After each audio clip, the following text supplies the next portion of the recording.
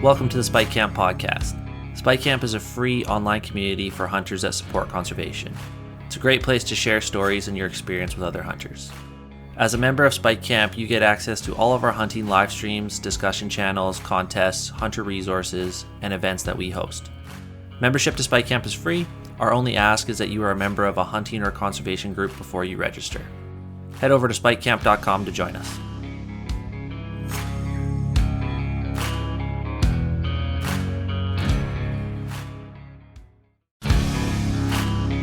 This episode of the Spike Camp podcast is brought to you in part by Precision Optics.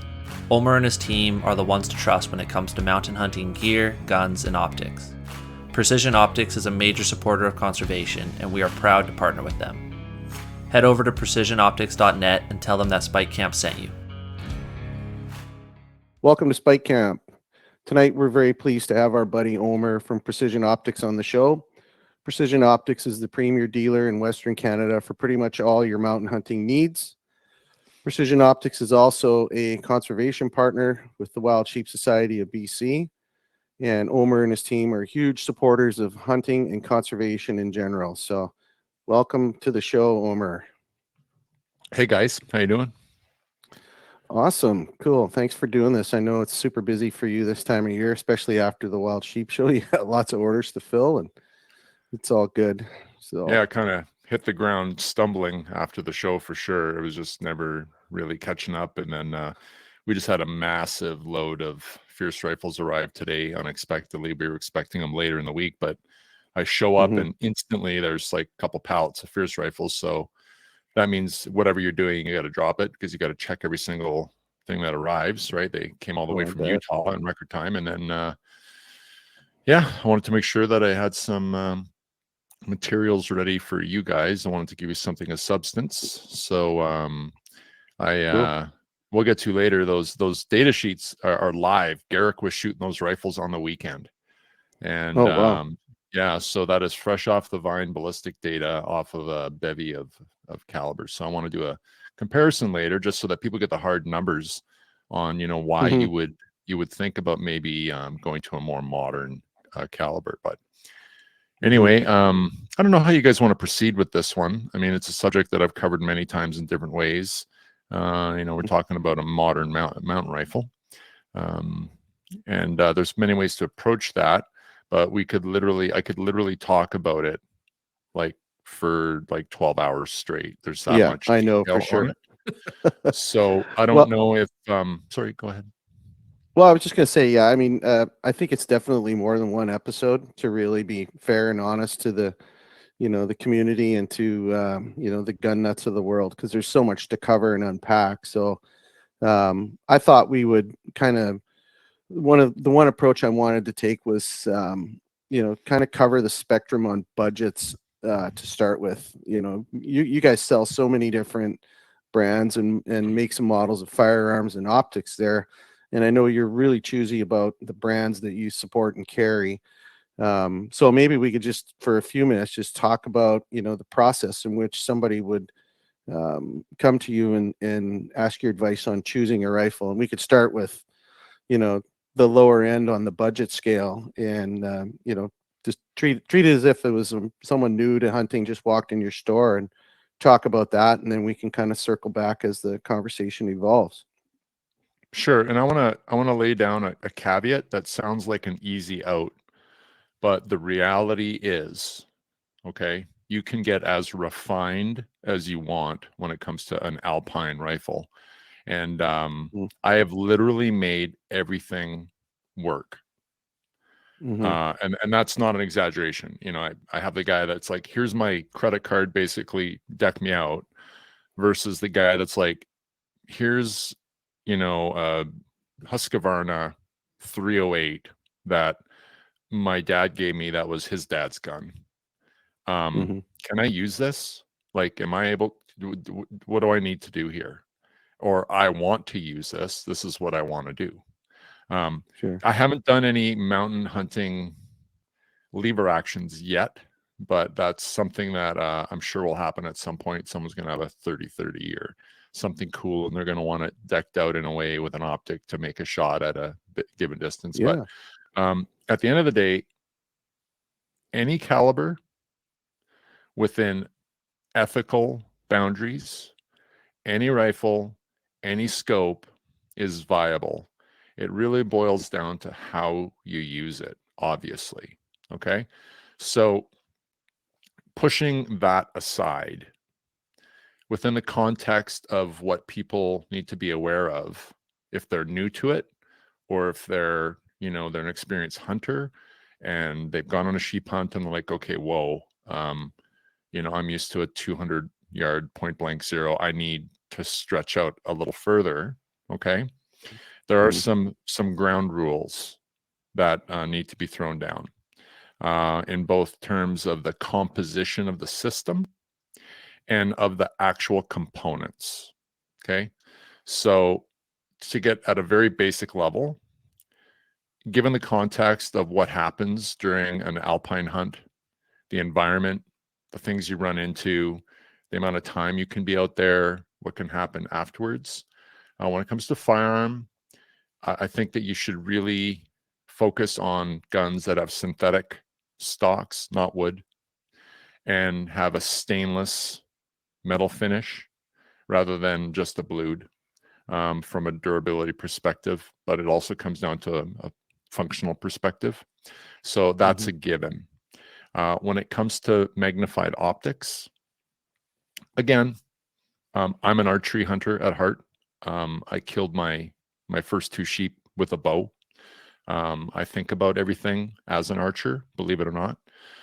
So clearly, you can kill sheep and goats. I should say my first animal was an archery goat, then it was stone sheep. Obviously, you got to get pretty freaking close to arrow these animals. So yeah, you don't need 1,000-yard out of the box rig. However, again, we're looking at like not the fringes. We're looking at maximizing your chances of bagging a legal animal in an optimal setting. So you're going to need a magnified optic that either has some sort of ballistic compensation, perhaps a holdover reticle, but preferably a turreted rifle scope. Okay. Now, these are such general comments, like these rabbit holes are so deep. But so stainless firearm, not wood, like synthetic stock, a magnified optic with some sort of ballistic compensation. And then caliber wise, well, we're going to get deep into that later. But I would say from the space that I operate out of, your starting point would be like a Tikka stainless synthetic or a Tikka super light or a Tikka special edition. Bottom line, Tikka. Okay. That's not to say that other guns don't do the job, don't perform well. But over the many years now that I've kind of been doing this, I have plenty of guys that invested in a Tikka and never had to get another gun. And those guns consistently shoot sub MOA. They're durable. They have a nice 70-degree bolt throw, easy to mount to. The metallurgy of those barrels is pretty consistent. It's a Sacco product. So that would be my entry level system, a stainless synthetic rifle. Currently, those retail for around $1,200. Okay. For an optic, so optics are a little bit different. There are a few chosen brands that, again, when you shoot as many rifles as we do, in the conditions that we expect them to be shot in, and when you're looking at a certain degree of performance out of them and consistency, there are certain brands that we use repeatedly, and within those brands there are certain models that we use consistently. I don't know if you want me to spell those out now, but it's up to you, my friend. Yeah, they're commonly known name brands: Leopold, Swarovski, Zeiss, Leica, and Night Force. Okay. If you look at the dialed-in systems that we have for spec, those are the brands that we use religiously. There are many other brands. of course, and they will work. I've made things work. People ship their guns to us with their existing optic, and we may look at it and say, well, we don't sell that brand, or it's suboptimal, or it's not something we would normally use, but we find a way to make it work once you understand the dynamics of whatever it is that you're shooting out of that gun.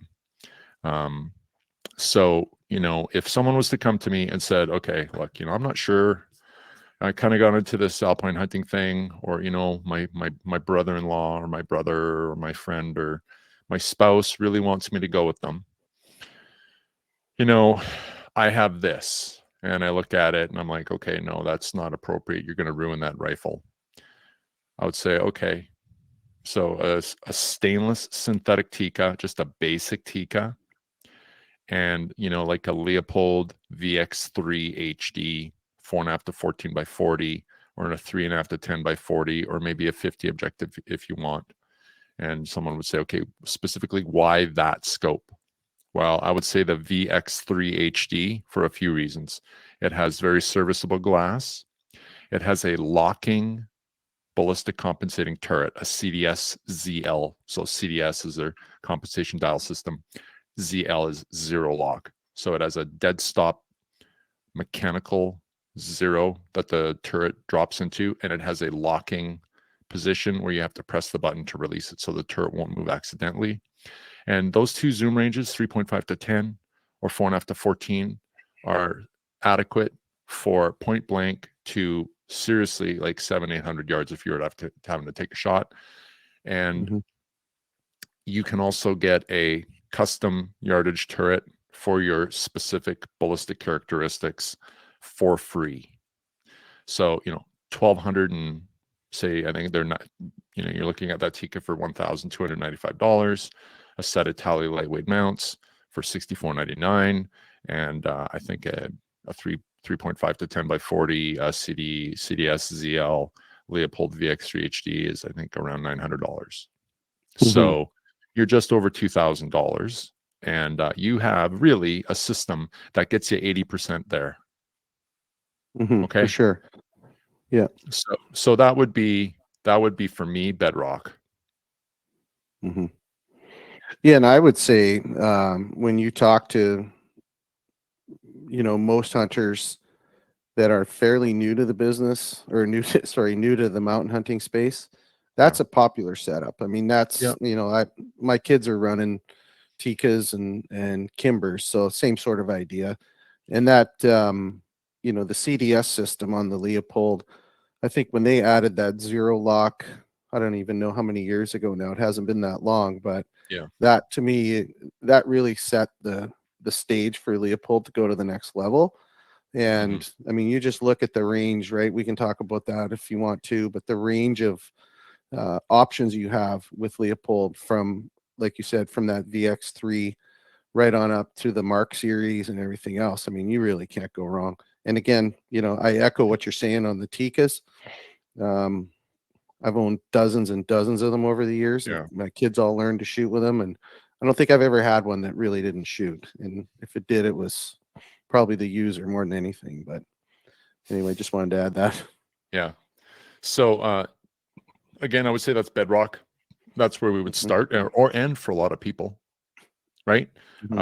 Sometimes I feel people get intimidated when they call, and they've spent some time looking at some of the stuff on our website, and the prices go up to the high teens, like in thousands, and they kind of sheepishly like, hey, like I'm just like, hey, wait a minute, stop. What are we looking at?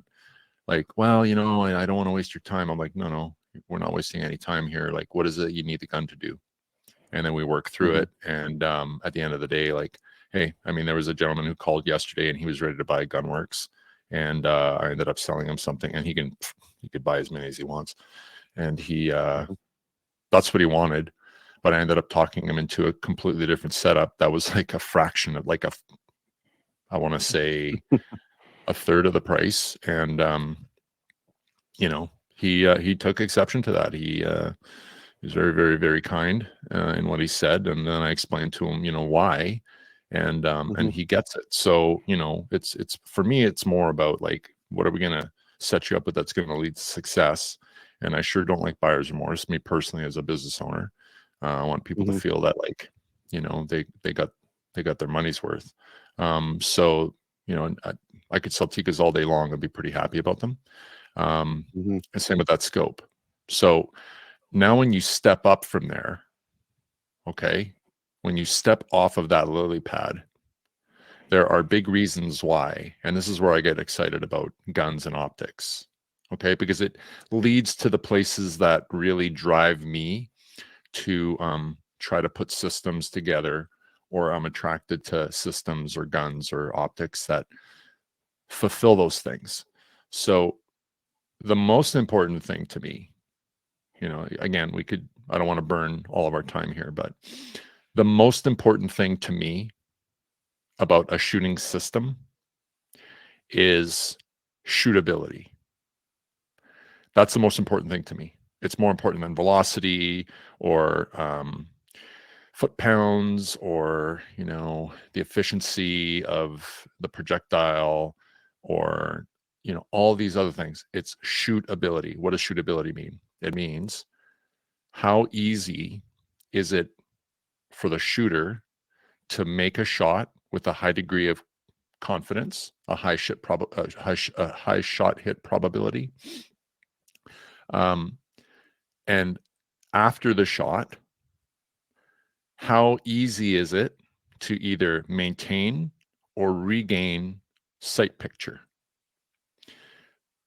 That matters to me more than any other element of the entire process of putting together a system. And the reason is that, again, I came from archery. And, when you shoot a bow and you get in the zone, you develop your craft and your skills so that, like when I was taught, Murray Arno, who's a legend around here, he's like, you did a good shot when your bow just falls away from you and you're watching the veins of your arrow just fly. You're watching it during the entire flight process and disappear into your target. And at first I didn't get that. And then that started to happen. And it felt different every time I shot. I was like, oh man, that's a whole different feeling. It's like when you crank out a slap shot and everything lines up, or when you drive that ball and your drive is perfect, or like when you connect with the ball, when you swing a bat and you just fucking smoke it, like your whole body is behind that, or you throw a good punch into the punching bag versus an awkward one when you're lined up right. And I was like, holy man. And then when I did that on an animal, that is a high that there's a couple animals that I killed with a bow. I will never get that high again. It's never gonna, I understand that. But when I jumped over to shooting systems, to rifles, I didn't know what I was doing. I did everything wrong. That's my thing. I start out in Idiotville and have to navigate to Smartsville eventually. I don't start out doing things right. Anybody that knows me will attest to that. So I took a long time to figure out what I was doing wrong with my setups. That's just sheer ignorance.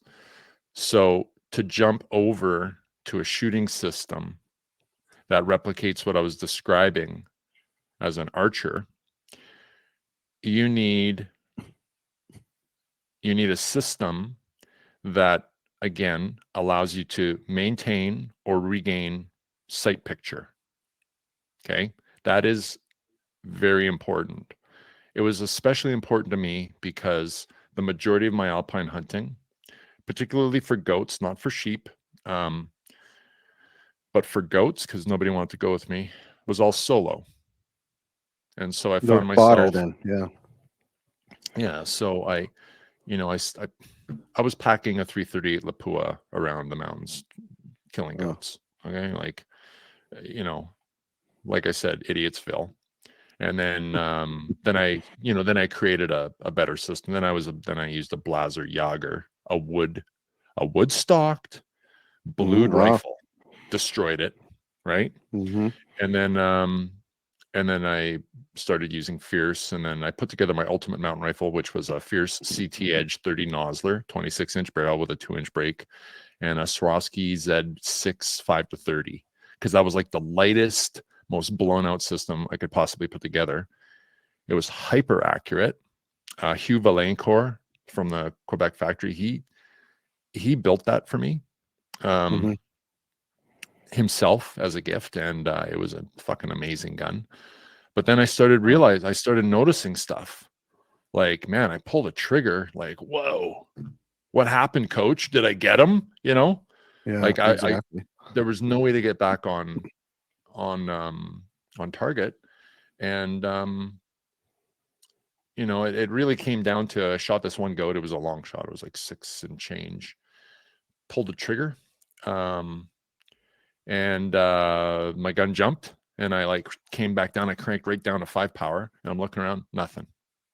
Get on the spotter, looking around, I can't see a sign of this goat.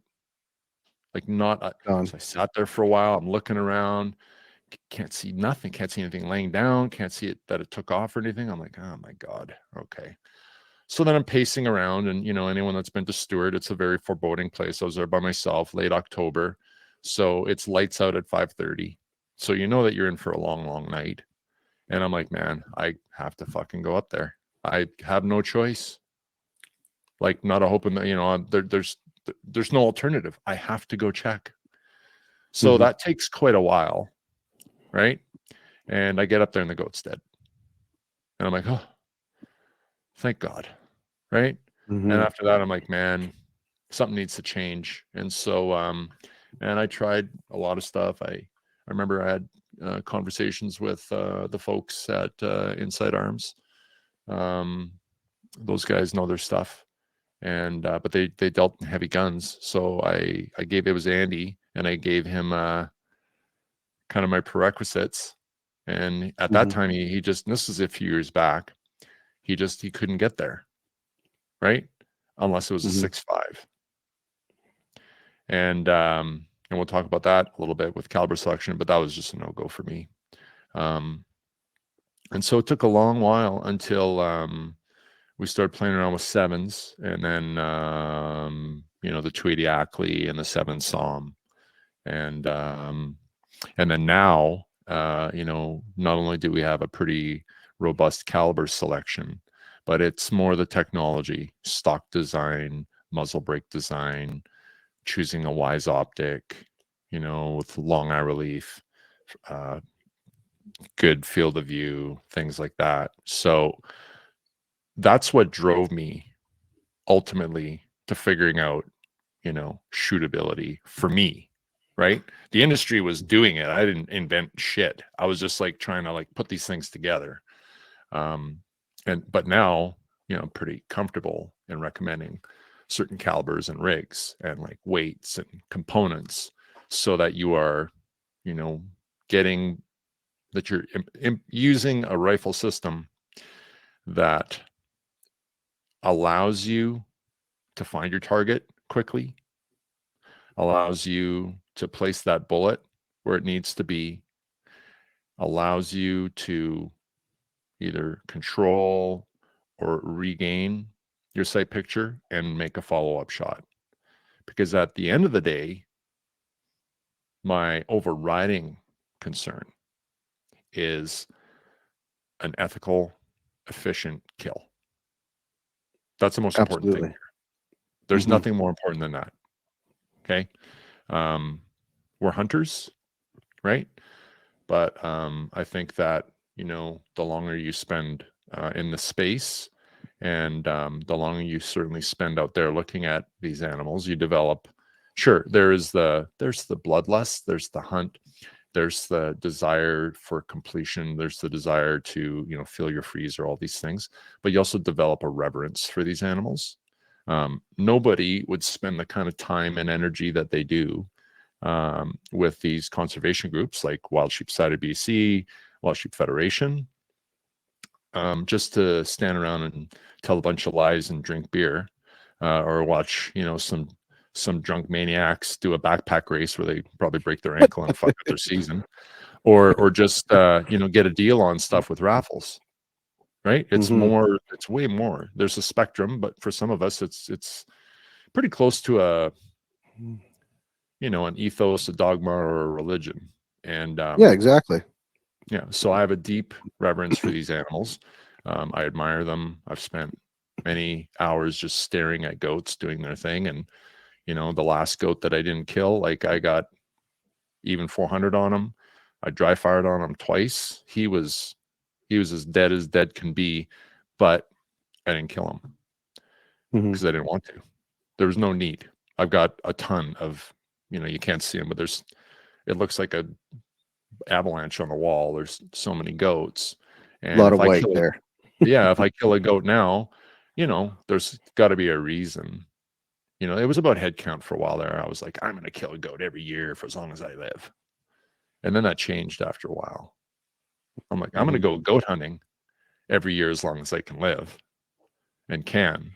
But in terms of killing one, now it's got to be special, right? And so when you get to that, it makes everything else kind of fall into place. So, this leads me to have conversations with people sometimes with calibers and setups that they don't want to hear. But I'm like, look, if you're going to take a shot at an animal at a given distance, it needs to be ethical. Because I tell you what, unless you're a soulless prick, nothing sucks more than watching a goat soak up 4 or 5, sometimes 6 or 7 shots, and it Yeah, happens and it sucks. no, Okay, for so sure. shootability and you know, let's call it efficacy. Mhm. Those are the two things that two really strong pillars to build a system around. No matter how much Mhm. money or how little money you put into it. No, all good points, and I think shootability is a term that everybody should understand and relate to their own ability, for one. And I think within shootability, this is a deep conversation, but I think, in today's world of, point, dial, and shoot with a rangefinder and all the technology that we have around us, so many mistakes are made beyond 400 yards because people think Oh they're, yeah. they're well versed and they're well schooled and they've got the shootability dialed. And I know personally for me, I set my limitations, um, and I'll test my rifle out until I get to that point where I'm not comfortable. And for me, shootability, I did a video, I think last year when I was working with a 6.5 PRC, a 20-inch barrel. Yeah. And, I look at, impact velocity kind of tells me, because I use NOS or Accubon, that's sort of my bullet of choice. Yeah. So, Awesome bullet. yeah, I'm Yeah. staying within that 1,800 feet per second impact velocity, just as a rule of thumb. But Yeah. for me, that lined up really well with shooting out to 650 yards. And for me, shootability is laying in a prone position off a bipod with if I have a rear rest, whether it's, a puffy jacket or something, if I can hit a 6-inch target at 600 yards, 3 shots in a row within, a total of 10 seconds, and I hit that target 3 times, to me, that's shootability within my Mm-hmm. maximum capability. And that's how I gauge it.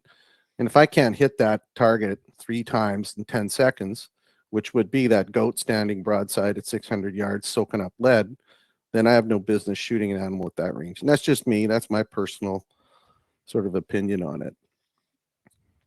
Yeah, and I mean that's a justifiable position too. So yeah, totally. Mm-hmm. To get into the specifics, about like shootability versus non-shootable, let's jump into rifle stocks just Mm-hmm. quickly. So okay, so let's use the extreme examples. Okay, people ask me again. Gunworks occupies kind of the pinnacle of the modern hunting rifle. That's debatable. People can debate that. I mean, I sell other brands, and there are other brands. There's customs and whatnot, but Mm-hmm. they're the industry leader.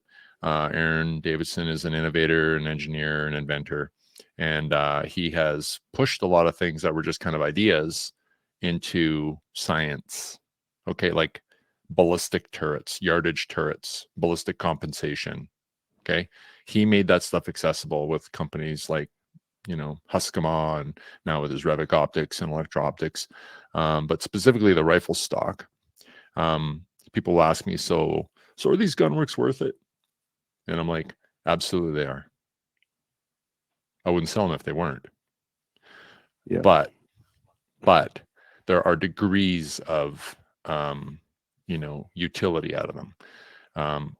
So when you decompose the gunworks stock, because there are many components of their shooting systems that make them highly desirable and accurate and repeatable, but I boil it down to the rifle stock. I think there are components in the rifle stock that are easily things that almost anybody can recognize the moment they grab it.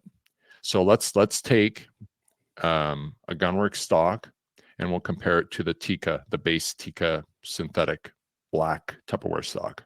Okay. The flattened forend. The flattened forend, okay, in a bench rifle is designed to ride the bag. You lay that gun, you lay the forend down on a bag or any sort of surface, and it has a flat surface like a table, like an inverse table, that prevents the gun from rolling to the left or to the right. It stabilizes it laterally. Okay.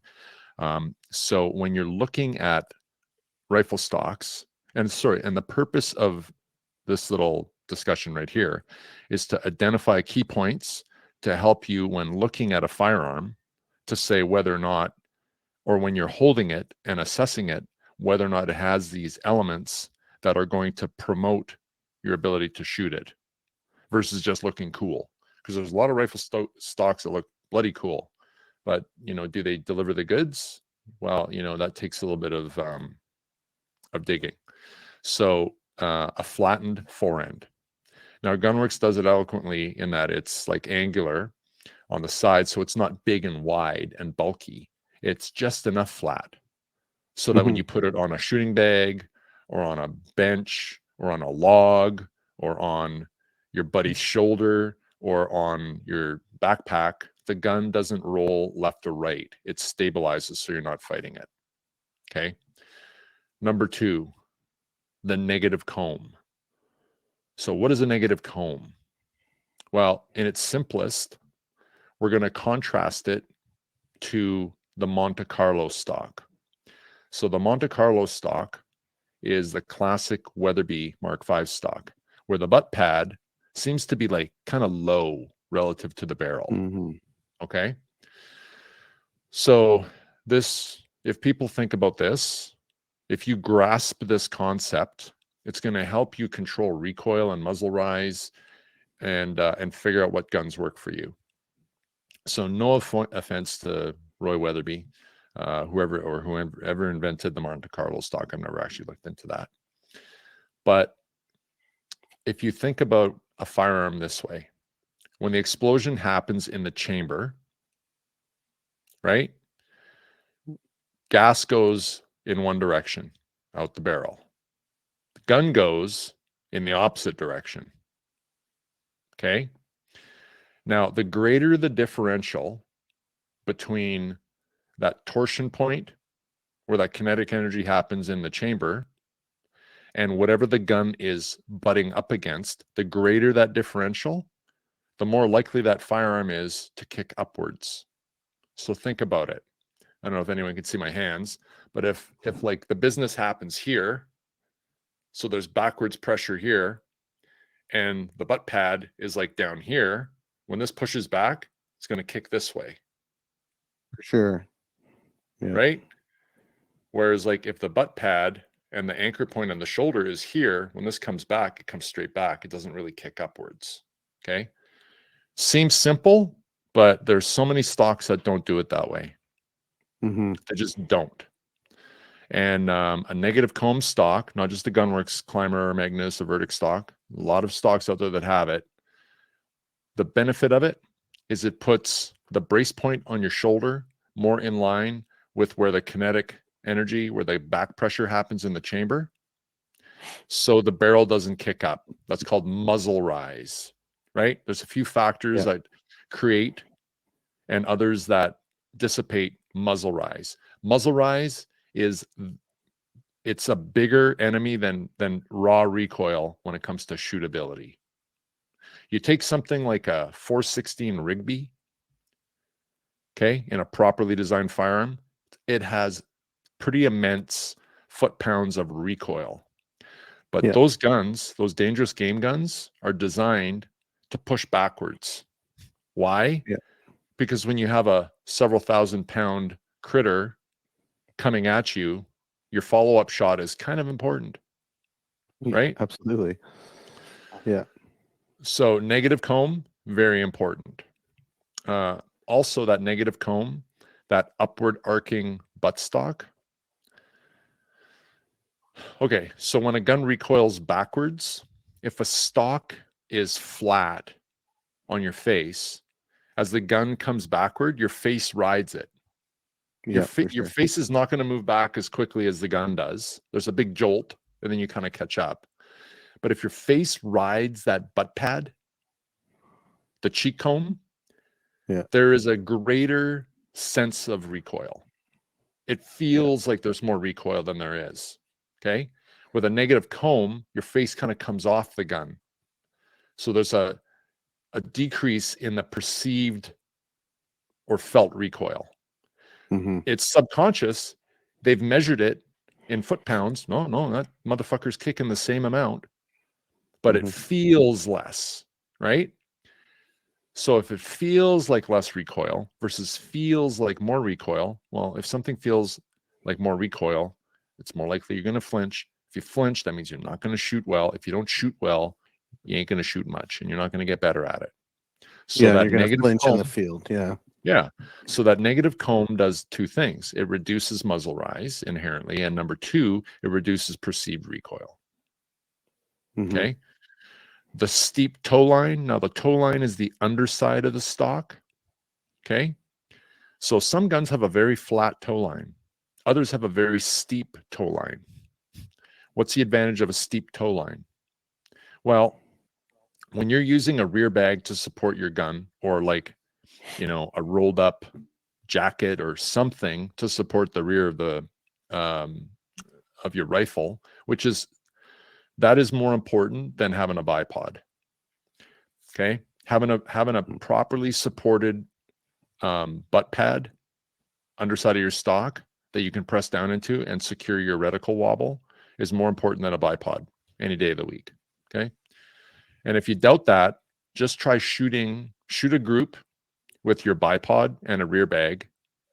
Now remove the rear bag and try and free hold that gun just on your elbows and see what your group looks like. Then get rid of your bipod, put it on anything, some fucking books, whatever, and get a rear bag, and you'll see right away which one's more important. But anyway, proper placement of your rear bag is supposed to be right below where your face is pushing down in a perfect world. Yeah, so for bench rest shooting or whatever. Yeah, for sure. So if you have a steep toe line, small moves in that rear bag result in big moves of your reticle. So you can achieve changes in target acquisition quickly with small moves of the rear bag. So flatten forend, underside of the forend, negative comb, steep toe line, and then the grip. So if you study a gunworks stock, you'll notice that the palm has like what looks like a really deep, aggressive cutout. Okay. And on the climber, again, if there's any bench rest guys here, they're going to be like, I like pistol grip. Yeah, pistol grip is probably the most natural way to shoot, but this is a hunting stock, and it's in a hunting application where sometimes you have to shoot offhand. Okay. But it has a very aggressive cutout in the palm grip where your hand goes. Think about it, compare it to like a Tikka stock. Tikka stock is kind of homogeneous around the grip. There's very little contouring there. There is, but it's not very aggressive. So that deep contouring accommodates the fattest part of your hand, your palm. It sinks in there. So when you get behind the gun and you grab it, and if you look, like your knuckle, like your middle knuckle, your like main knuckle, your wrist, and your elbow are more in line. And there's less like, the more kinks you put, if you're shooting like this, there's more tension on this, on your trigger finger, right? Yeah.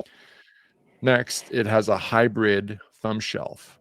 So you take like a classic Macmillan pistol grip stock, it's got a beautiful thumb shelf. When you're holding your hand, it's like this. So for those that don't know, well, it's a pretty simple exercise. Just hold your hand out, hold your finger like it's in the trigger, okay? And hold your thumb vertically, like straight up. Not like straight up, but kind of up in the direction like this, okay? As though you're holding a pistol grip firearm. Now, very conscientiously rotate your thumb around as though you were gripping a stock. So now it's like this. And you're going to feel tension tighten in your trigger finger. Like you'll see. And actually, if you do it and you're not conscientious, the tip of your finger is going to want to curl in. Yeah. Right. So when I do this, and when I do this, like my finger wants to just, because of the tension of my tendons, wants to pull in. So in the field, what does that result in? That results in shots that tend to be high and to the left, misses that are high and to the left. Why? Because you're hooking the trigger. You pull the trigger this way, the muzzle goes that way. It's an opposite reaction. Now, a lot of people are, especially when they're getting into it, they're like, that can't result in much. So 1/10,000th at the muzzle is an inch at 100 yards. So fuck yeah, it does. It results in a hell of a lot. This is a game of not inches. This is a game of hundreds, thousands, tenths of thousandths of an inch. So that grip is usually the first thing people really notice when they grab a stock like a Gunworks Climber. Okay. Then I mentioned that it's got a thumb shelf, but it has a hybrid thumb shelf. It's a skinny thumb shelf. It's not a big flat plane. So that allows you to rotate your thumb around in the conventional way of controlling a gun. Most people standing offhand, shooting offhand, don't feel comfortable with their thumb up. They want to wrap it around the stock so they feel in control of the firearm during recoil. Well, the Climber allows you to do both. Okay. So again, flattened underside of the forend, steep toe line, negative comb, contoured, aggressive, cutout, hybrid thumb shelf. Okay. These are all things that all the best designed rifle stocks now are striving to either copy or kind of perfect. But I'm here to say, and again, there's going to be people disagree with whatever, but the Climber stock does it better than almost anything else. Yeah. So if I could jump in for a second. Yeah. Sorry, I talk a lot. No. This is fascinating, and this is the exact conversation you and I had in your store back in November when I came up and spent the whole day there playing with rifles. And I'll have to say this, Omer, you talked me out of more guns than you talked me into throughout the course of that day. But I shoot a lot. Maybe not. I don't compare to, Garrick or anybody like that. But I usually before I hit the field in hunting season, I will have put at least 500 rounds downrange between training rifle and. Of that 500, the hunting rifle I'm shooting I would have shot at least 100 times. So I ended up settling on a Gunworks Climber, 20-inch barrel, chambered in 300 PRC. And this is the first rifle that I've ever owned where I had that vertical grip. And most of them are conventional, more along the lines of what the Fierces are and stuff like that. And so I've always shot that. But over the years, I've developed my technique to use, especially when load developing or shooting off a bipod, to keep that thumb on the right side of the stock on the thumb shelf. A few things I noticed with the Climber, which proves out the the design and the engineering, is first of all 300 PRC with a 20-inch barrel, fully scoped gun that's under 7 pounds. I've got my hands full with that rifle for sure. I knew that in advance, we had the discussion, but I also knew that, in this case, I don't need to load this thing to max to make it effective. So my first few times at the range, just, sighting it in and burning up some brass so I could do some load developing, I noticed that I was shooting off a sandbag with a rear bag. And I would notice when I fired the shot that because of the vertical grip and the gap between the back of the trigger guard and my finger, I was getting kissed on that finger a few times. Yeah. And so, I didn't have a chance to shoot it much before I shot down to California. But when we were at the show, I was talking to Garrick, and he had said to me, "Did you ever try shooting it off bipod?" And I said, "Yeah, actually, I did. I shot it off the bipod, off the Spartan bipod on the bench, and I loaded it with a rear support."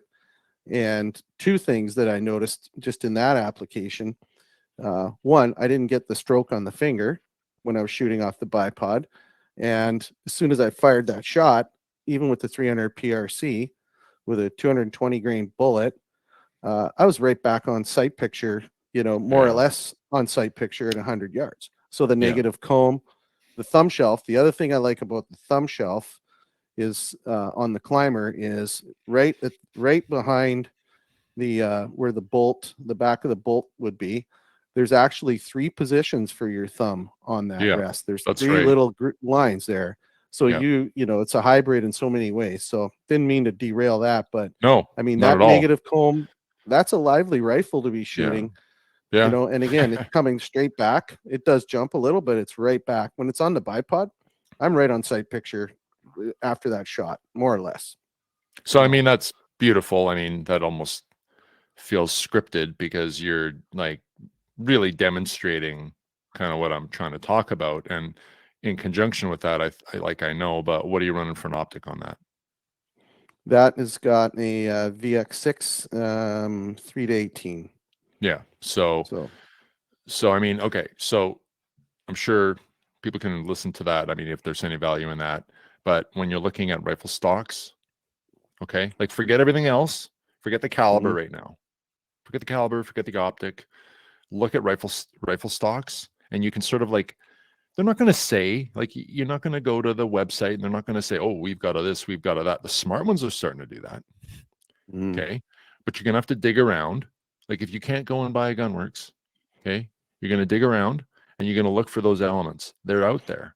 Okay. And I can give you like the most economical, effective, value laden version of that later. But those are the attributes that most people find without even knowing what they're looking for. That gives them a goddamn boner when they grab a Gunworks. They're just like, what is going on here? No, dude, it happens all the time. Okay. I got so many stories of this. People either on their way north to go hunting or on the way back, they pop into, the grocery store, walk past the deli, walk past the donuts and stuff, and boom, now they're looking at a couple dozen Gunworks. And they're like, can I hold one of those? I just, I'll never buy one, but can I hold one? Yeah. And I'm like, well, yeah, of course you can, but it's going to fuck you up, man. And they laugh. Oh, yeah. You're not going to be the same. Then they hold it and they settle into it. And usually they're with a buddy and they're just like, holy fuck, try that, man. Hold that. Like, try that. And they're looking at me. They're like, what's going on there? And I walk them through it and they're just like, and most of them leave haunted. Okay. And very often I hear back from them and they make the jump. Okay. Yeah. One of my good buddies, who's a legendary hunter, years ago, he said, yeah, those are fucking nice. I ain't fucking poor, but I ain't fucking stupid. I ain't fucking spend that kind of money. Okay. Yeah. He's just like, yeah, they're nice, buddy, but they can go fuck themselves. Right. Well, guess who's rocking one now? Right. Yeah. Because frankly, his brother bought one and he shot it and he's just like, fuck me. Like, what Gotta have it. God's green earth is going on there? And now he's like, you know what? I don't know why I was so stubborn for so long. That was so dumb. He's like, it's kind of like, buying horses. I'm like, no, that was dumb. That was 100% dumb. But buying that, but anyway, those elements, as you identified, they make all the difference. Now, so bear that in mind. Focus on those elements in the stock that you're looking for. Now on the optic. Okay. So again, I could fill up this entire space without either one of you breathing a word about rifle scopes. Okay. Oh, for sure. So when we're talking about shootability, there are traits of an optic that are more desirable than optical performance. So I'm going to restate that. I will take a rifle scope that on paper has inferior glass in terms of like clarity, brightness, sharpness, for other optical features that enhance my ability to shoot it. What's he talking about? Like, why is he talking that way, right? I'm talking about, think of it this way. The gun is your truck, okay? Your rifle scope is the steering wheel, and it's your windshield. Those are two separate things, okay? We're talking about the windshield right now. So if you got a tiny little porthole of a windshield, all of a sudden you drive differently. You're like scrunched up, you slow down, you're tense. Think about driving in the fog versus a bright, clear, open day where you can see for miles. Okay. Yeah. So the features that I'm specifically talking about are eye relief. So the minimum distance that the focal plane in your eye needs to be from the focal lens of the optic. And another feature that isn't published anywhere, it's called eye box. So eye relief is measured in inches or millimeters from like your eye to the glass of the scope. It's that distance that you got to be, minimum distance that you got to be away from it. Sorry, there is a minimum and maximum. It's a cone. So think of it as a cone. I'll get back to that just so you understand your optic a little bit better. But there's a minimum and a maximum distance that you need to be away from the focal plane of the optic. Okay. And then there's the eye box. That is the up, down, left, right. How big, is the space that you can put your head behind the optic before you start getting vignette, that ring, right? Yeah. So case in point with that Swarovski Z6, 5-30. First few times I'm trying to shoot it, I'm on 30 power. It's a 30 power scope. Why the fuck wouldn't I put it on 30 power, right? So I'm laying uphill, my gun's on a bipod, trying to shoot at a goat that's on a ledge. Okay, and anyone who's made an uphill, like steep uphill shot, it's so awkward. You're like using your feet so that you're kind of getting perched behind the gun, right? You know that you don't have great shoulder contact with a butt pad.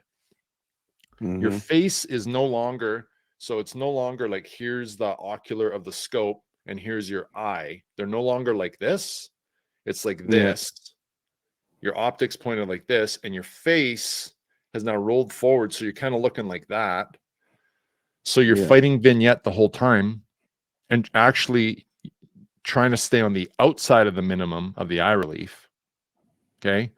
And, invariably, that's why so many hero pics of guys with goats, they're smiling, holding their goat, and they're fucking leaking off their right eyebrow. They're bleeding because they got scope, right? Yeah. And there's some tricks to mounting your scope to avoid that. But that eye relief and that eye box are paramount. And the Swarovski Z6 does not have a very generous amount of either. Okay. So contrast to that, who does? Leopold. VX5, VX6, Mark V. The VX5 and the VX6 are hands down probably the most forgiving in terms of eye relief and eye box of any optic that I've ever played with.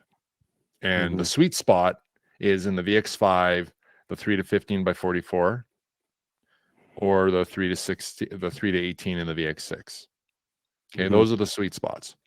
Again, when we're talking dollars and cents, when you look at the Leopold line, the VX5 HD 3-15x44, they're priced right around the $2,000 mark.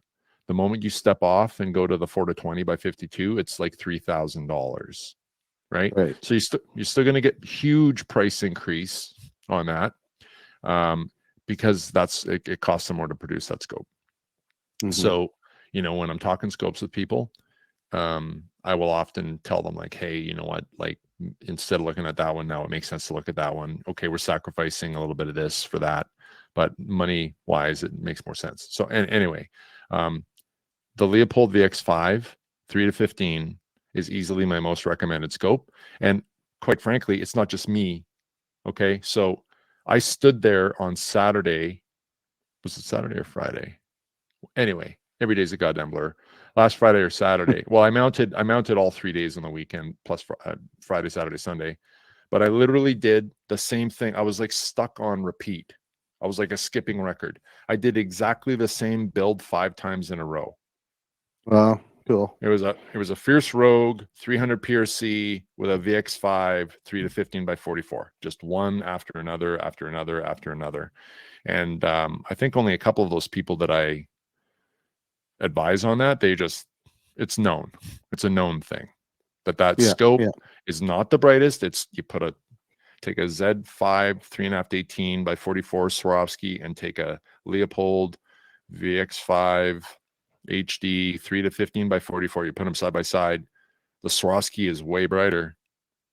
Oh yeah. But the Leopold is superior in terms of eye relief and eye box and some other features as well. But so that you have, okay, the penultimate setup, in my opinion. You've got the best stock, okay? Caliber, we can debate that, right? But you got the best stock, okay? And really, for the Alpine Hunter, you kind of have among the very best scopes that you could think of at any price point. And we played with everything, right? Yeah. So yeah, similar and those scopes. I was just going to say both of those scopes are 21 ounces or less, right? Like especially the VX5, I think, is 19. 17 or 19 ounces. 19, yeah. And both of those, it should be noted, both of those have parallax adjustment too. They do. They left have side parallax. So, I mean, people will debate it, but I find the parallax fairly easy to adjust. Garrick will disagree with me. He doesn't find them as good, as responsive as some others, but I have no problem with the parallax on those. They got a locking turret, 2 revolution turret. You get 38 MOA to play with if it's optimally mounted. They're tough. They're robust. They got a thick wall, and you get a free yardage turret. So good value there. But then it's the performance. Okay. So a little tip. Okay. A little pro tip here. And it's, again, not me as a pro. It's, it was taught to me by experts. So if you're going to be shooting your gun on the bench, pretty easy to set that up. But if you think that you're going to be shooting that gun in the Alpine, up angle, then it's pretty wise to pitch that scope a little bit forward, so you got to reach for it when you're offhand or on the bench. But it's imperative when you mount a scope that you set it on maximum power. The biggest mistake people do is they put their scope on minimum because it's easy to look through. Okay. Yeah. And you don't give a shit about the clarity of the wall on the opposite side of the room when you're mounting it. You care about having the full sight box. Now, here's a little thing to kind of figure out where you are. So if you can see my hands, okay. So this is the cone of eye relief that I'm talking about here. So let's say this end is on the eyeball side, and this side is on the ocular side, right? So you don't want to be in the cone here, and you don't want to be in the cone here, because this here is vignette. When you're in this space here, that's where like your sight picture gets all scrunchy. You want to be in here, in this space right here. And you can find that by like literally just creeping behind the rifle scope. Back and forth, yeah. Yeah, and you'll find like it'll be good, and then you back away and it'll do this. And then you get forward and it'll kind of open up again. You get too close and it'll start to do that. So if you want to be really scientific about it, you just get someone with a piece of tape, a couple pieces of tape, and you just move along your stock and you find out where that is and you mark it with tape. Now you know like where it is kind of on the stock, right? Then you can place it optimally for you. Like now, if you don't care about getting scoped, who gives a shit? But I'm here to tell you, if you observe that and you do it carefully, it'll reduce your chances of getting scoped. So operate within, the box, not in the cones. And the interesting thing, a story that I like to tell, because it's just like still causes me pain. So there's 4 of us laying prone. I got us within 400 yards of a nice ram. And my dear friend Jolene, this is her first sheep hunt with us, with the boys. She trained for a year to come with us. and she's using her husband's gun because it was outside the minimum distance, or the maximum distance rather, of her rifle. And so she's nervous, right? And we're laying prone, not moving, and the sheep are starting to get, they haven't winded us or anything, but they just start to get that sense that something's not right. And so she's behind Jeff's gun, and he's got a Seiko Finlight 300 Win Mag with a Swarovski Z5 3.5 to 18 by 44. Beautiful scope, beautiful setup. Back then, absolute state of the art, right? When he first set it up. And so I'm on the left of her, and Jeff's on the right of her. And she's like, I can see her. She's behind the scope. And she's just looking, and she's like completely like paralyzed. And I'm like looking at the sheep, and I'm ranging it. I'm like, okay, and she can't see anything. And so, so the next 4 or 5 minutes were spent watching two of my friends, like a married couple, get into a pretty controlled domestic, like right there on the side of the plateau, mountain. right? Like I'm just Nice. I'm like, oh man, holy fuck. So I just put my face down in the dirt. I just like laid it flat on the dirt, and I'm breathing out, and the dust is kind of kicking in my face. I'm like, I can't believe this is happening. And so so then I'm like, oh shit. So he like literally kind of rolls to the other side of me. He's like, you got to help her. I'm like, okay. So I look at her, and I'm like, okay, Joe, like, what I want you to do is push the gun away from you. So she's pushing it away from her, and then she can see. Except the problem is that buttstock is about that far away from her shoulder. Oh no. It's just, it was not set up for her at all. Yeah. It was really quite weird. I was like, why is that scope so fucking far, like so close, right? Yeah. But it worked for Jeff, and he's every bit my size, right? So long story short, she couldn't make that shot. So she, gave my friend Darcy the nod, and he got the ram. But I was just like, holy shit. Like, that was actually the first time I'd seen that like that, where she was so far into that scope, so close. There was no eye relief for her. She couldn't see. So again, you need to, when you're setting up your rig, you need to adjust it for the position in a perfect world, especially in the Alpine, that you're going to shoot. And you do that on maximum power. Now, other scopes to consider. So the Leopolds, the Swarovski Z3, Z5, Z6, Z8 scopes. Those are beautiful scopes. Sell them all the time. The advantage of the Z3s, and especially the Z5, the 3.5 to 18 by 44 in particular, that scope is a 1 pound scope, 16 ounces. Super You light. can do some incredible setups with that when your goal is to reduce the weight of your system. But there's one serious caveat and caution that has to be said. And the way their zero stop works, it limits you to just under one rotation. So if it is a Z5 or a Z3 or a Z5 scope, it doesn't matter what you do, short of removing the zero stop, which isn't recommended. But with the zero stop engaged, you get 13.5 MOA maximum to play with. And so that right there limits you to about between 600 and 700 yards for most calibers with the 200-yard zero. So 1,000 yards is not possible with a Z5 rifle scope, which is a bit of a tragedy, but that'll change in the near future. Z6s and Z8s, you can stretch out more, not because the turret goes further, but because those scopes are mil-radian. They're not MOA. So each click is a third of an inch instead of a quarter. Okay. Leica Amplis scopes, the Amplis 6, they make a 3 to 18 by 44 and a 2.5 to 15 by 50. That 3.5 to 18 by 44 is an incredible rifle scope. I would use that myself.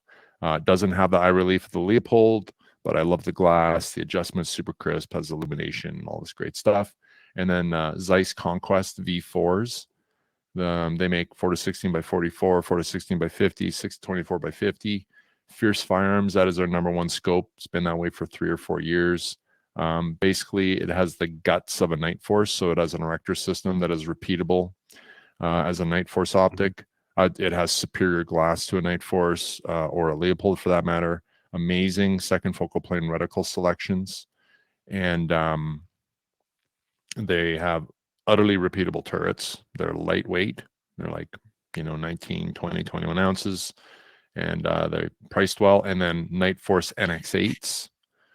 We sell a metric F pile of Night Force NX8s, probably more than any other scope, because of the zoom factor. They use an 8 power, so you got a 2.5 to 20, which is an incredibly universal zoom for like point blank bush hunting to 1,000-yard shooting, and then they make a 4 to 32, okay, which is incredible. They're on the heavier side. They're 29 ounces, but rifles are so light now that doesn't really matter. Yeah, like not we're doing anymore. we're doing CT Rogues, carbon titanium Rogue 300 PRC 20-inch with that, and it's like 7 pounds, I think 13 ounces, still very light, under sub 8 pounds. Now again, there are many other optics out there. These are the ones that have been bomb proof for us. Okay. There's one other optic. There's a couple of others that I'll mention. The Sig Sauer BDX scopes. They make a 3 to 18 by 44 and a 2 to 12 and a 5 to 30, but that 3 to 18 by 44 again is kind of the penultimate zoom range. And the ballistic compensation system in it works flawlessly if it's set up correctly. I'm not going to get into the specifics of all that, but it's definitely one to look at. And there's a new scope by Burris. It's called the Veracity PH. Currently, it's a 4 to 20 by 50. So the original one, the 4 to 20 by 50, the Gen 1 doesn't have an illuminated reticle. The new ones that are going to be out later this year, they make a 2 to 12, a 3 to 15 by 44, and a redo of the 4 to 20 by 50 with an illuminated reticle. Those scopes are nothing short of amazing. Okay. Like jumping into it, their first focal plane reticle, it's a very smartly designed reticle. The glass is actually very neutral. I can't fault the glass, but the reason they're amazing is they have one of the most remarkable and effective ballistic compensation systems that's available. Wow. Yeah. So, and their prices on them are ridiculous. So like $14.49 for that 4 to 20 by 50. We've sold a pile of them and we've set them up. They're incredible. They're absolutely incredible. To distill it, when you're looking at like sort of automated ballistic compensation, okay, so a system like the Swarovski DS at like $6,500, the Burris Eliminator, I think most people are familiar with that, or the Sig Sauer BDX, those all operate on the same principle. Basically, you program the ballistics, you range the target, they illuminate a holdover dot. The Veracity PH is different in that same thing. You program it via an app with your custom ballistics. There's a heads-up display inside the scope. It has an anti-cant indicator that's very sensitive. But what happens is as you dial the turret, it tells you the effective distance that you're at. So when it's programmed correctly, someone ranges the target, says 575 yards, you dial the turret, and in the heads-up display, it says until it goes 575 yards. It also gives you the live wind call. So you preset like a 10 mile an hour, like a static wind call. It doesn't do live wind. Nothing does unless you have a Kestrel going. But you put in like a base wind vector. And as you dial out to distance, it tells you in the heads up display what your wind hold is as well. Now, the nice thing about it is that if the battery dies, you still have a functional precision rifle scope. So you can dial the turret for your MOA holdover. Okay. So it's a remarkable scope, does what it does very well at an amazing price. So let's back up a little bit here. Let's get that Tikka at $12.95. Let's get the Burris Veracity at $14.49 with a set of tallies. Holy shit. You have a absolutely accurate to the 10th of an MOA, because it's a digital turret. It doesn't click. So it's very granular in the yardage that it can give you. But you now have a fully ballistic compensating system for like under $3,000. It's crazy. Okay. Wow. So, that kind of covers the optics. Okay. So we kind of touch on, stock, all those features to help make it shootable, optic to help make it shootable. Okay. Now, what are we going to talk about? Like a little bit of caliber. Sure. Right. So, I mean, interject Chuck or Blake if you got something. Well, I was just going to say, we should do a time check here just to make sure we got where we dive too deep in. We're an hour 20 right now, so we got about 40 minutes till the live stream kills. Okay. So you can always tell me to shut the fuck up when you need me to. Okay. Otherwise, I'll just. No worries. Let's talk calibers if we need to. If we need to pause it out and regroup for another show, then we will definitely do it because we're going to get you on a bunch of times. But let's do it. So calibers. Okay. So I'm not here to offend anybody. Okay. But this just needs to be said. So listen, you can kill anything with any caliber. Plain and simple. I know plenty of people around here that, I shouldn't say this, but they kill moose with really light calibers. Why? What matters more than anything, Chuck? Shot placement. Absolutely. Right? Yep, so you can sure. kill anything if you hit it in the right spot. Okay. Mm-hmm. That being said, we live in British Columbia. There is a problem in British Columbia, especially if you're an alpine hunter. There's a high degree of probability that the more time you spend out there, you're going to run into a grizzly bear or even a stubborn black bear. Okay.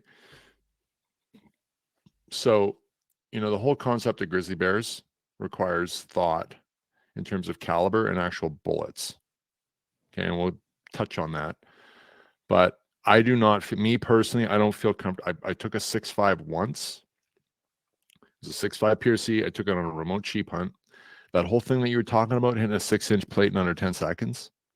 So I fell in love with that caliber when I started shooting it because I was like, wow. So I hit the small plate at 540 yards in it was under 6 seconds. It was just one after another, like bang, bang, bang. I'm like, holy shit, this is amazing. Right? Because I was just so dialed in with it. Had my Atlas bipod, good rear bag, like boom. I was just my natural point of aim. It was just staying on there. But did I ever feel like, a fat kid at a zombie convention with that light caliber? Okay. I just never again. So for the purposes of this discussion, let's talk about 7mm, 284s, and 308s of different types, 30 cals. Okay. Listen, 270. Hey, I know so many people that use a 270, shoot out to 500-600 yards. Okay. But bullet selection is a little bit sparse. Okay. And I know guys that have killed shit like goats, hit sheep. All they use is 6.5s and killed way more sheep than me, incredibly successfully, but they're the minority. Okay. If you're going to take extended pokes at animals, you need grains. You need bullet selection for BC. And if you run into something up close, you need foot-pounds of energy. Okay. So 7mm and 30 cals. Within those two families, there's some really great options. Okay. My favorite calibers are in the 7mm. My two favorite calibers are 280 Ackley improved and 7 SOM or 7 RSOM. Yeah. For many good reasons. But there's also the 7mm Rem Mag, 7mm Odd 8, 7 STW, 28 Nosler, right? All fantastic options. They all do different things. We could talk about that at another time. Why do we need a 28 Nosler still?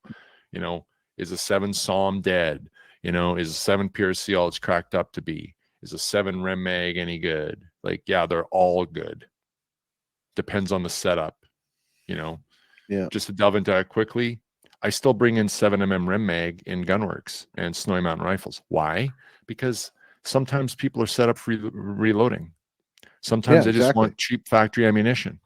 There's nothing wrong with that caliber at all. Is it the most efficient? No, God, no. Of course, how could it be? Look at all the things that have happened since then, right? But there's a legacy to it. So it's still incredibly viable. The 7 SOM, has a 7 PRC replaced it? Abso-fucking-lutely not. The 7 SOM is superior to the 7 PRC if it's set up in a certain way. Okay, it's all about grains, and it's all about the efficacy of that case. And anyone that wants to debate that, you feel free to. I love the 7 PRC as well, but facts are facts. 280 Ackley is incredibly potent because it's a non-magnum. It replicates a 7mm almost like very closely, with over 20% less felt recoil because there's that much less powder, and that allows you to put it in an when we're talking light, you can build the lightest possible gun with a 280 Ackley and still be on the fringes of shootability and, retaining your natural point of aim and reacquiring sight picture with that particular caliber, right? 28 Nosler, that is the most jacked up for guys that want to push like a 195 EOL bullet at the fastest possible velocity, even though it's not incredibly efficient. So there's a place for every one of those 7MMs. Use whichever one you like, knowing that you have probably the most efficient ballistic coefficiently efficient bullets available, okay, that have really high sectional densities for penetration. That's where the nerds are building bullets around, the 7MMs and the 30 cals and actually the 6.5s, but it's true, right? Yeah. On the 30 cal side, same thing. You got 300 rum, 300 Win, 30 Nosler, 300 PRC, right? 300 Norma Mag, technically, right? They all sort of do the same thing differently. 300 rum still is the biggest powder. It's not dead. For people that want to hand load and they want to push big bullets as fast as possible, the 300 rum still king. Okay. 30 Nosler and 300 PRC are actually very similar. It boils down to the bullets used. And Hornady won the marketing game. But I still carry a few 30 Noslers because I still really like that caliber myself. But the 300 PRC is just completely dominated for a lot of good reasons. 300 Win Mag, is it dead? Absolutely not. Same reason that the 7 Rim Mag isn't. There's just ammo everywhere. There's a huge body of like components like brass, and sometimes people, they have dies and things like that. So they want the new gun, they want the Gunworks or the Snowy Mountain or the Proof Research or a Fierce CT of some sort, but they have reloading dies for 301 mag, or they don't want to run out of ammo and they can, find, they like Barnes ammo, 180 grain, right? So they can go buy a few cases of that, right? So anything in those calibers is going to serve you well. It's actually more about the freaking bullets.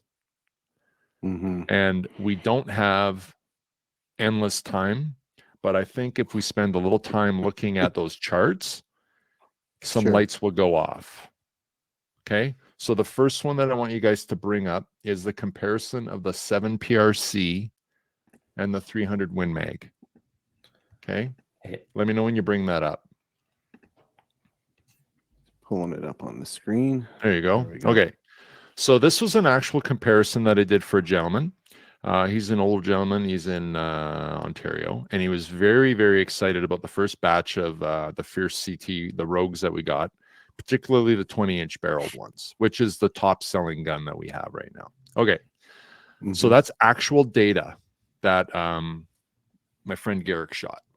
So you'll notice that I highlighted the energy column because that's really the most important thing. But so let's look at these on the surface. So they're identical guns. They actually had the same freaking scope, Leopold VX5 3 to 15 by 44. But you'll notice, okay, so the 7 PRC had a 20-inch barrel. The 300 Win Mag had a 22-inch barrel. Out of the 7 PRC, we're shooting the 175 ELDX Precision Hunter. Out of the 300 Win Mag, we're shooting a good old standard 180 grain Barnes TTSX. Probably killed more animals than a lot of other ammo out there. Okay. Look at the starting velocities. So the 7 PRC is like a 258 feet per second velocity deficit, right? Right. Look at Yeah. the energy at the muzzle. So, and this is math, okay?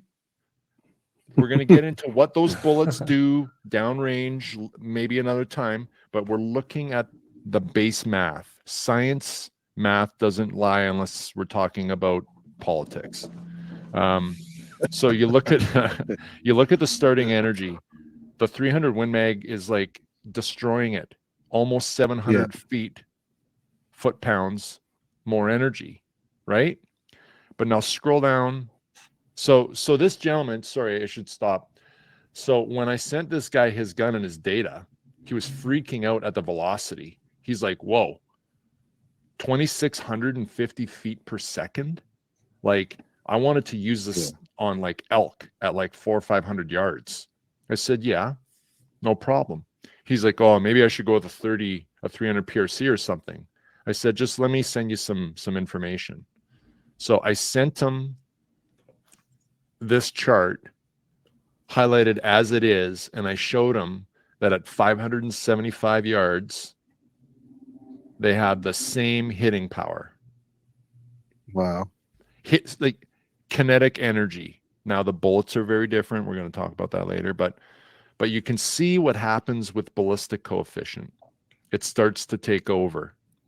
And when you go from 500 to like the bottom of the page, you're still within a healthy foot-pounds range. Now scroll to the next, go to the next page.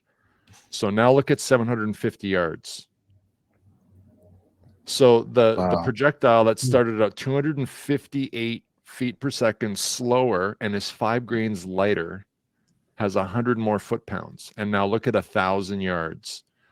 That 175 is delivering 1,000 foot-pounds, which is kind of the ethical cutoff for foot-pounds. And the 300 Win Mag's now at 850. Okay, so and look at the impact velocity too, right? Look at that. I mean, you're sitting at 1,636. Yeah. Versus crazy. Well, it's inverted. It's almost inverted at 1,000 yards in terms of the velocity, right? So this is the very real impact, so to speak, of superior ballistic coefficient and bullet design. Okay, it's not hoopla. It exists. The bullet is slowing down slower, so it bears more momentum downrange. Okay, now we're ignoring a very important element of this, and that is these are completely opposite style bullets. One's a monolithic copper, and the other one is a frangible. And I have very strong views on those, what those bullets do to animals and how they should be used. But what we're talking about here is the modern meta, the 20-inch 7 PRC, the 20-inch 300 PRC, the 20-inch or 18-inch 7 SOM. Are they too slow? Fuck no, if you select the right projectile and put it in the right spot. So I think that's a pretty dramatic. So this gentleman, he's absolute gentleman to deal with, and he was actually genuinely worried. And he went through this and called me and he said some very nice things. He's like, man, like, I can't believe how you like explain this. He's like, I took the liberty of taking that data and punching it in myself and seeing it. And he's just like, now I know I bought the gun from you, because like now I feel okay about this. Right now, listen, does that mean you could just take that 7 PRC and fucking aim it at something at 1,000 yards and expect it to tip over? Of course not. There's a lot of stuff that has to go right, but we're just showing why things are moving in this direction. Remember 3 years ago, barrels, 24, 26-inch barrels.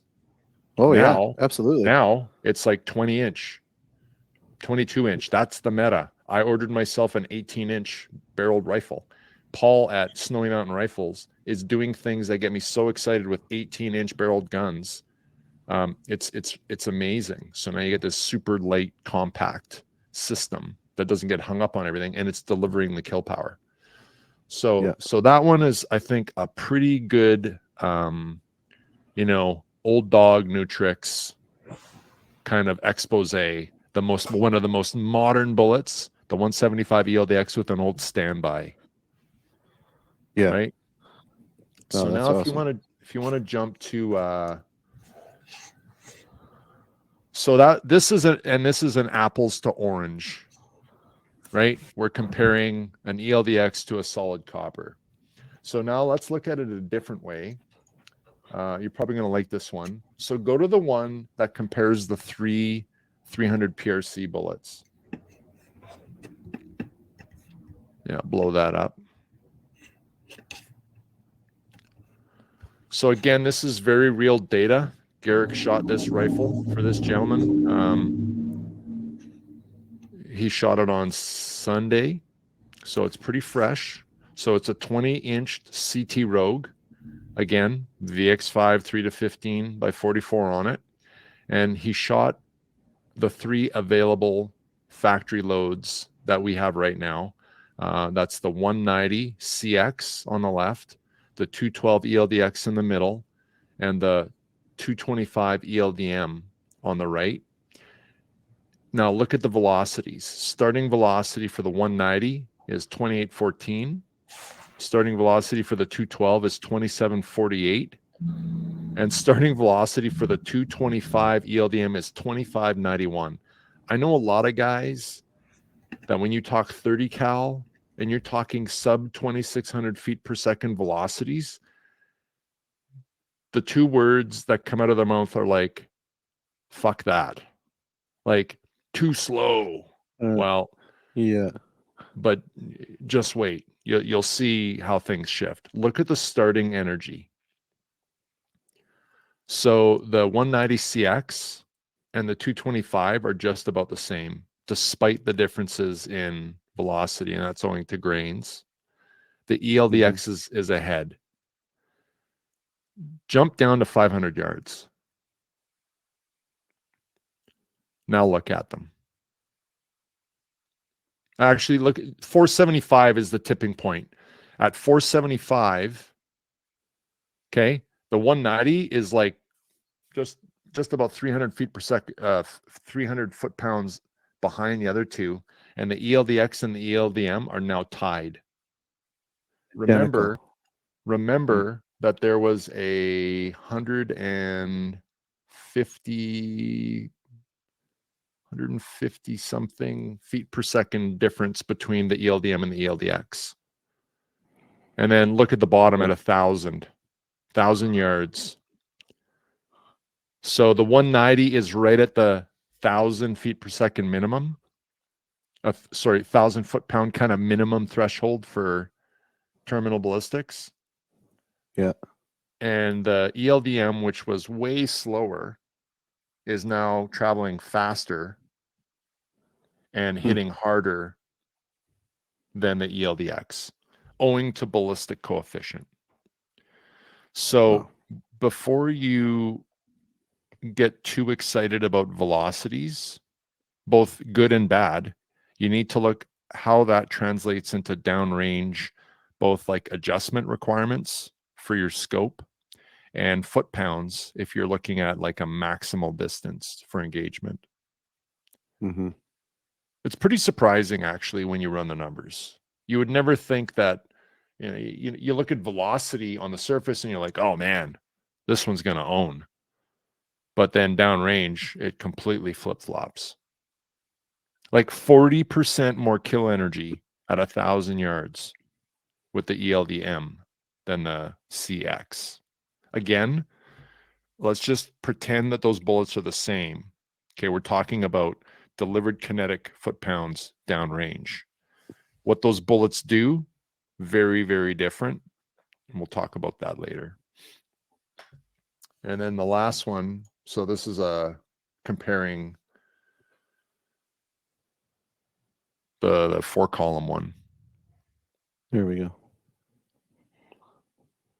So this is comparing monolithic coppers. So we're looking at a 24-inch 7mm Rem mag with a 160 Barnes to a 20-inch 7PRC with a 160 CX. And they're very similar initially. The 7mm Rem mag with a 24-inch barrel has like 160, 200 feet, 220 feet per second more velocity. So at the muzzle, it's got over 3,300 foot-pounds of energy to the 7PRC's 2,800. But at 250 yards, they're pretty much equal. And after that, the 7PRC takes over. And this is a monolithic copper now.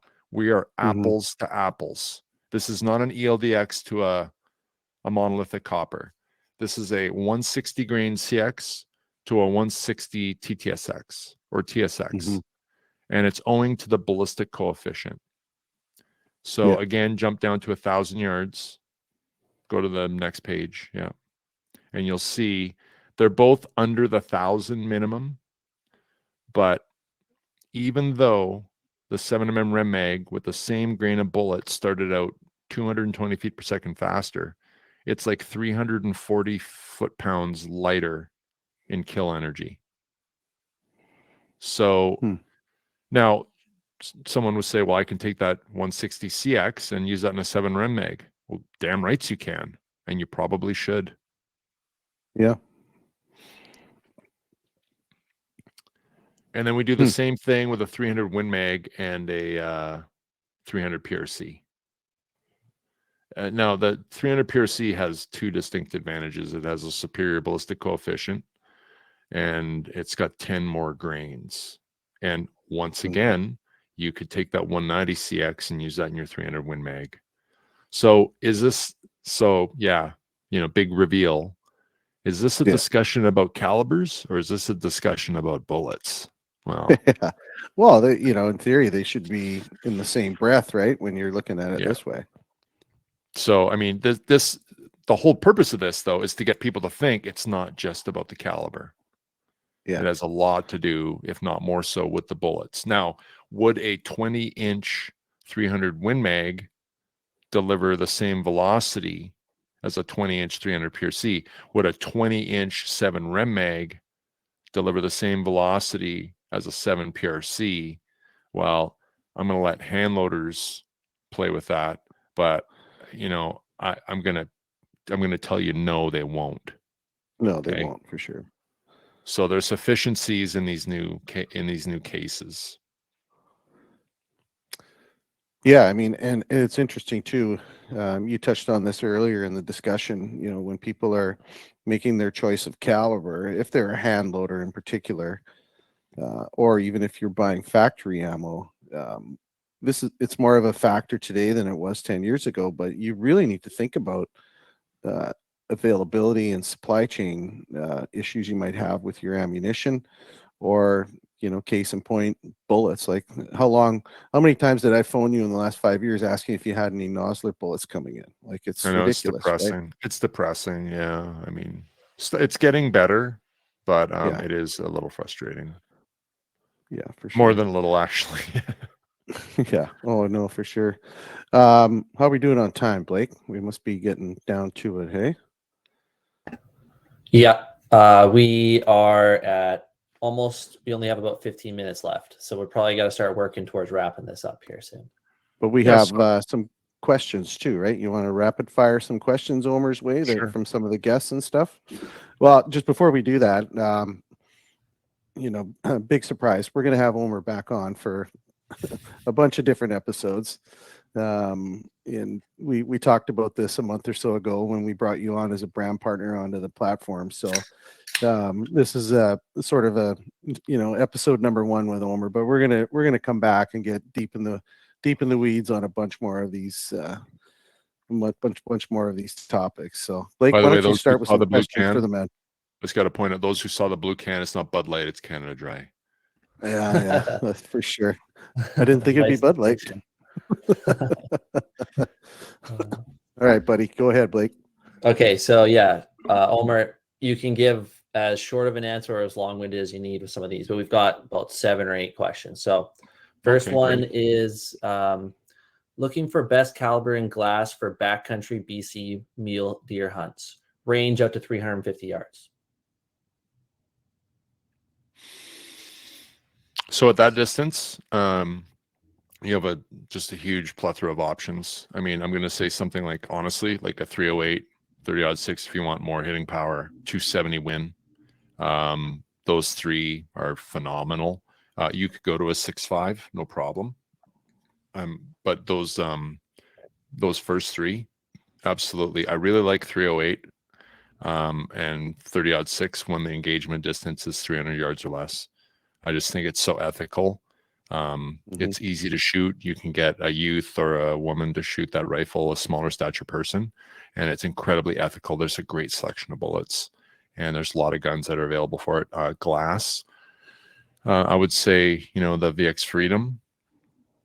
If you're looking for something really well priced, very serviceable glass. It's got 3 to 9 by 40, 3 to 9 by 50. They have a fire dot option if you find that you're hunting at low light a lot and you're losing a reticle, and you can get a custom free yardage turret to make those 400 yard shots if you want, or shoot 500 for fun. That would be my top pick for sure. Awesome. Okay, next question. Best lightweight bipod for a mountain hunting rifle.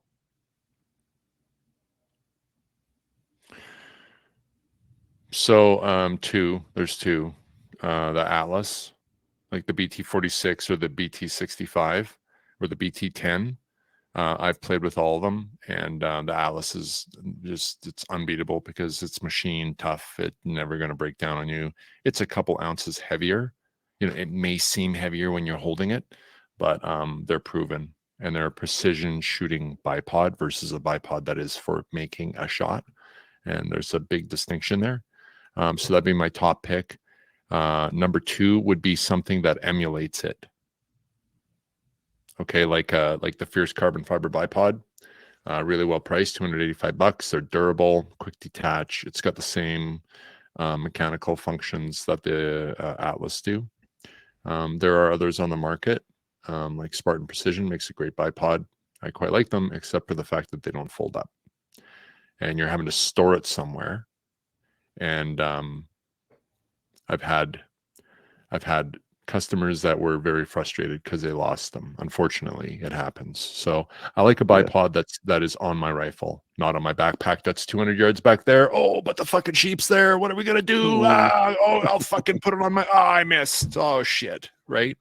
That happens. Yeah. Good point. Good point. Yeah. Okay. For a smaller 10-year-old starting out in hunting, would you recommend a 6.5 Creedmoor or 7mm odd 8? I would actually say go with a 243. So 240. That's funny because that's what I had in my notes too. Because I think every one of my kids started with that. Yeah, I don't mind those other calibers, but so the 6.5 can actually be a little chippy. Like it's got some bark to it a little bit.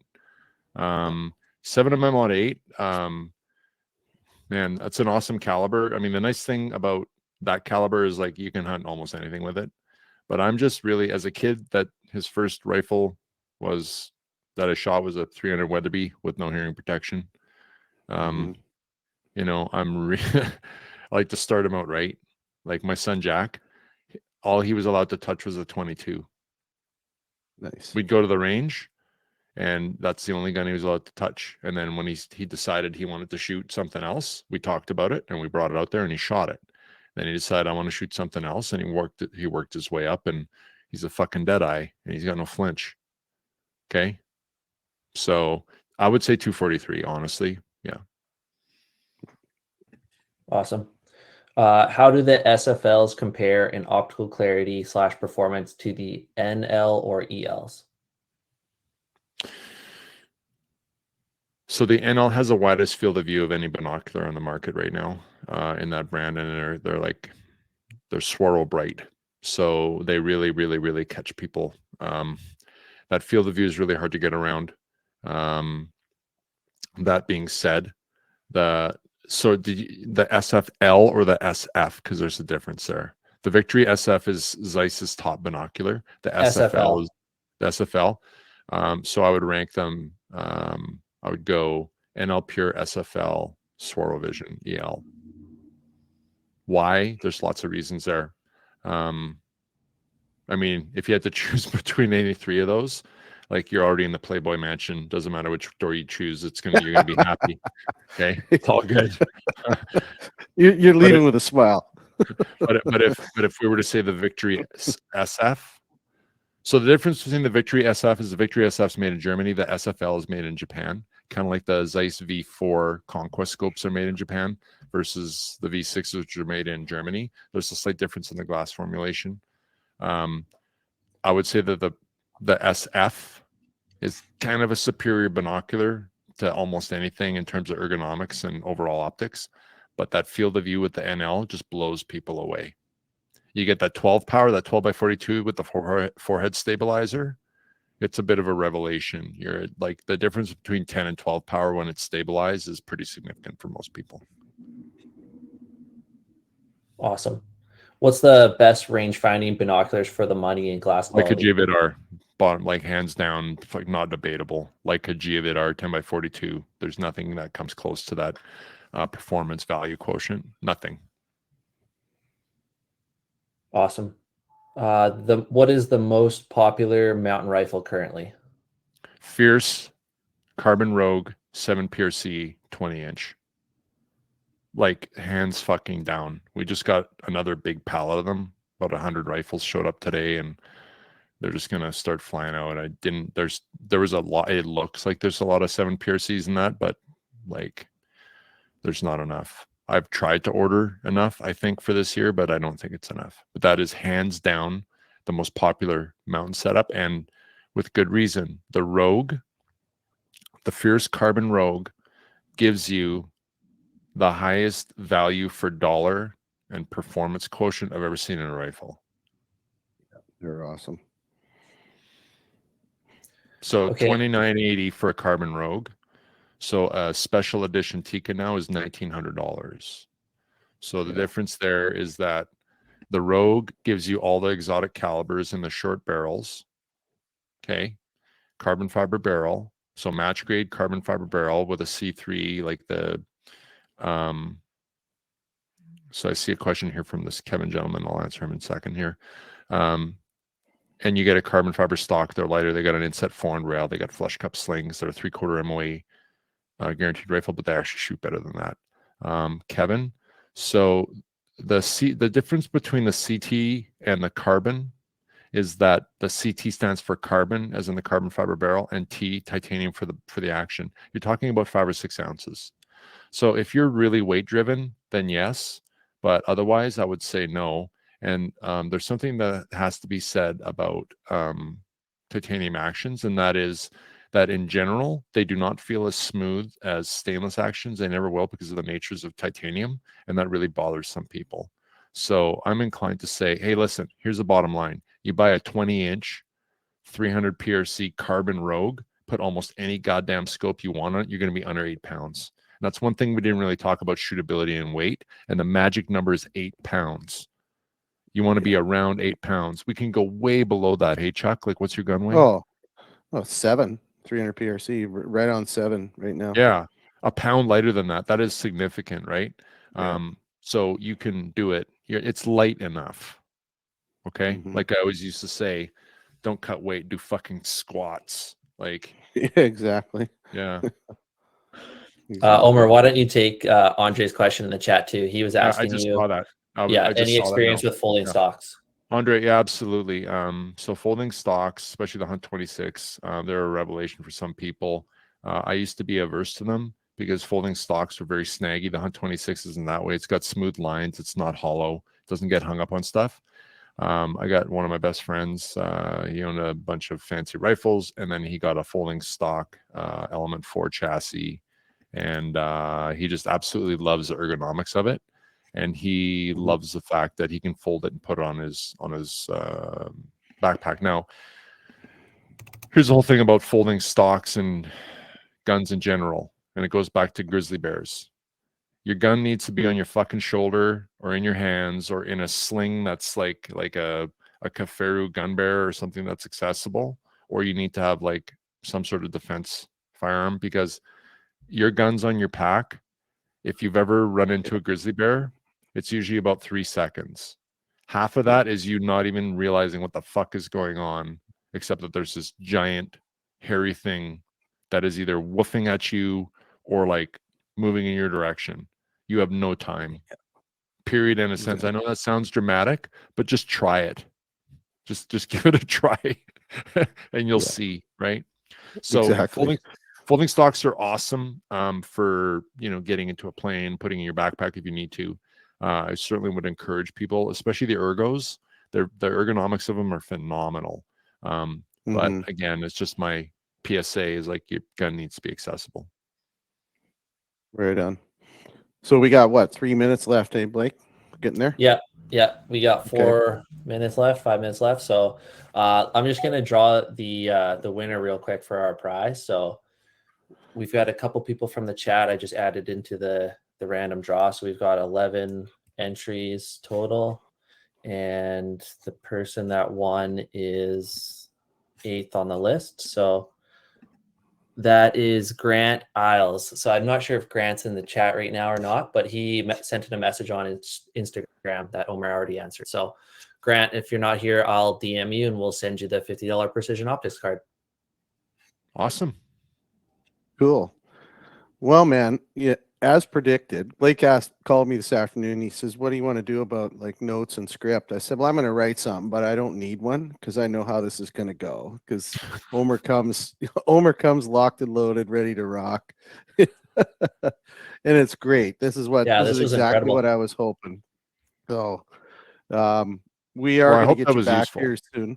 Oh yeah, totally useful. And we're going to we'll take those comparisons and we're going to post an article on the platform and we'll put them up there. And then, the rest of it's going to be, the episode will get cleaned and clipped and we will, we'll put it up on the podcast platform in a couple days, and it'll be on YouTube too for the guys that miss it, guys and gals. But, hey, my man, thank you very much for doing this. I know you're super busy. You got to unpack all that all those fierce firearms tomorrow. And you're going to need more than Garrick out at the range, buddy. If you need anybody, just look south. He's got the best job. He's got the best job. He just shows up, grabs those guns, takes them out, shoots them, drops them off. Exactly. I'm like the stepdad. Like he takes the kids, gets to go have fun with them, and then drops them off, and I got to clean them up.